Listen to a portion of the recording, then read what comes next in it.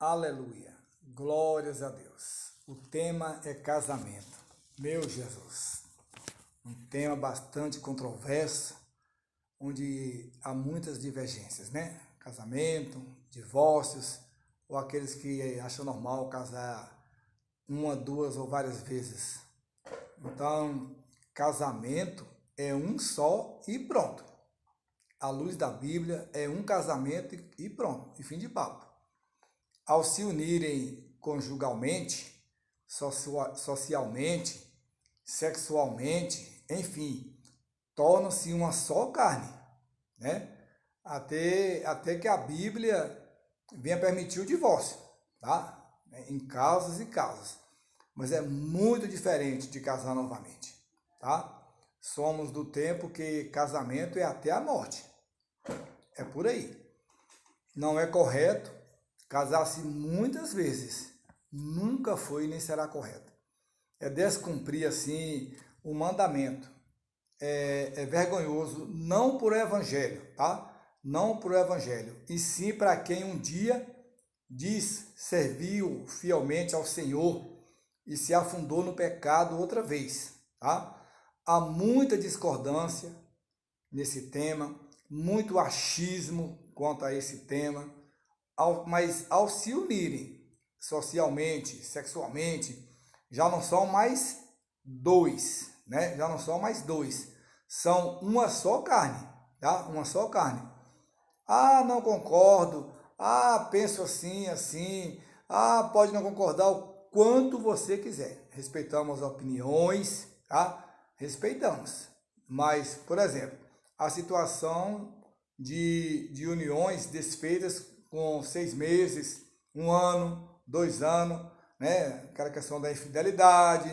Daí reiteramos a seriedade, tá? Reiteramos aí a seriedade, a espiritualidade e tudo divino que envolve o casamento. Então, se o casamento foi assim constituído em cima de uma seriedade, de uma espiritualidade, ele tem tudo para ser eterno, tá? Então, tudo que envolve uma união eterna, tá? Estamos falando aqui de uma união eterna, onde tem seriedade, respeito, espiritualidade, tudo no campo divino. Agora, quando não temos, né, quando não há conhecimento do que praticamos, quando o fizemos por ignorância, né, por falta de conhecimento, Deus não leva em conta, né? Mas de agora em diante, daqui para frente, acabou. Fez por ignorância, por não conhecimento da palavra, tudo bem. Mas uma vez que passou a ser conhecedor, Deus, aí acabou, tá? Acabou, Deus não vai mais ter por inocente. Não pode mais, não dá mais para errar, tá? Não dá mais para erro, para se admitir erro. Não tem mais, eu diria, né? Não tem mais colher de chá, né? Não tem mais colher de chá. Deus sabe que você já sabe, tá? Deus é sabedor, que você já sabe o que é errado, que você já é conhecedor do assunto, que você já sabe o que pode e o que não pode no casamento, tá? Então aí não é mais o tempo da ignorância, aí já é mais a sua vontade, é o seu querer que está prevalecendo, não o de Deus. Então, quanto ao ato de divorciar, que está na moda, né? O que diz a Bíblia? Se você estiver casado ou casada com alguém e ele lhe traiu sexualmente, ou também aqueles que agridem, enfim, por algum motivo chegou a esse ponto, né? Está sendo quebrado o mandamento bíblico.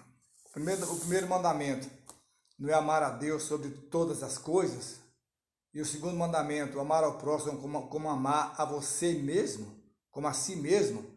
Então, quando há permissividade, olhe bem, quando há permissividade, que alguém casado com você lhe destrua, você está quebrando o segundo mandamento, tá? E isso dificultará. Então, tanto ele como ela não pode quebrar aliança, não pode maltratar, não pode desfazer, não pode humilhar, enfim, não pode deixar de amar, né? Porque fará com que você não ame mais ninguém. Se você não ama alguém que é a sua carne, então você vai passar a não amar mais ninguém. Se eu não amo a minha esposa, e se eu maltrato ela, eu estou maltratando a mim mesmo, tá? Pelo fato de você não estar amando a si mesmo. Isso aí é grave, é muito grave, tá? Então, hoje, eu queria abrir um parênteses aqui, hoje pessoas que deveriam servir de exemplo, né, nesse tema de divórcio, casamento, estão seguindo o caminho do pecado.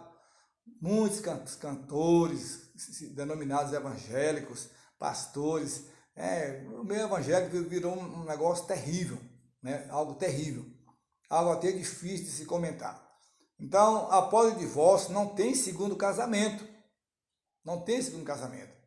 Ai, minha felicidade, ai, como é que eu vou viver agora, sozinha, não sei o que, sozinho, pá, né? Buscar primeiro o reino de Deus e a sua justiça, e as demais coisas vos serão acrescentadas, né? Agora, se colocar a felicidade acima de Deus, né? Vamos analisar um texto bíblico, Mateus 5:7, muito conhecido.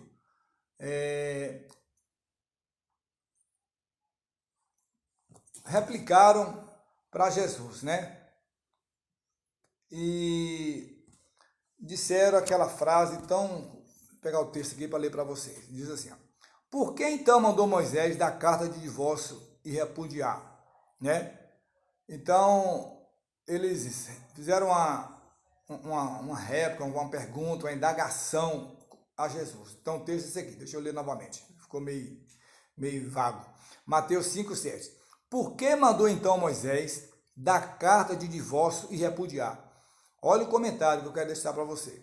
A questão do divórcio, além do valor intrínseco, né, ele revestia-se de especial importância para os fariseus, que vieram provar a Jesus, vieram colocar Jesus em prova, né, com um assunto que os dividia. Então, observe que nem os fariseus, nem entre eles havia uma coisa consensual no tema, né? Por isso que eles replicaram Jesus nesse assunto. Então, os seguidores de Hilel, né, naquela época de Jesus, permitiam ao homem servir-se de qualquer pretexto para o divórcio. Olha que coisa terrível, né? Então, era permitido ao homem, no tempo, os seguidores de Hilel, qualquer pretexto era possível para o divórcio. E os de Shammai afirmavam que só podia admitir o divórcio em caso de adultério. Então, veja bem, vocês veem que, vejam só que eles não haviam uma concordância, né, um consenso. Então, Jesus, ao responder, superou as expectativas de todos eles, né, aos rabinos e todos eles, assim como as das regras existentes, as regras civis, pelas quais Moisés permitiu divórcio legalizado à pessoa que, olhe bem, Moisés permitiu o divórcio à pessoa que, moral e religiosamente, já estivesse separada do seu companheiro, do seu cônjuge, tá? Por isso que Moisés permitiu, vou repetir isso aqui, ó, pelas quais Moisés permitiu divórcio legalizado àquela pessoa que moralmente e religiosamente já estivesse separado do cônjuge. Então, Jesus, raciocinou pelos princípios morais, né, que Deus dotara o mundo ao criar o homem. No caso, Moisés, né? Desculpa, eu falei Jesus, mas foi Moisés, tá? Então, Moisés raciocinou pelos princípios morais que Deus dotara o mundo ao criar o homem. Então, Moisés foi embasado nos princípios morais daquela época. Mas no tempo de Jesus, Jesus deixou claro, superou as expectativas dos rabinos, porque entre os fariseus, nem mesmo entre eles havia assim um consenso, né? Fato é, irmãos, o casamento é um só, né? Ao se unir ao seu cônjuge, viva bem com ele socialmente, viva bem com ele sexualmente, viva bem com ele, ame, porque você e ele são uma só carne, e assim você estará agradando a Deus, você estará não só agradando ao Senhor, mas cumprindo o mandamento bíblico. Amém?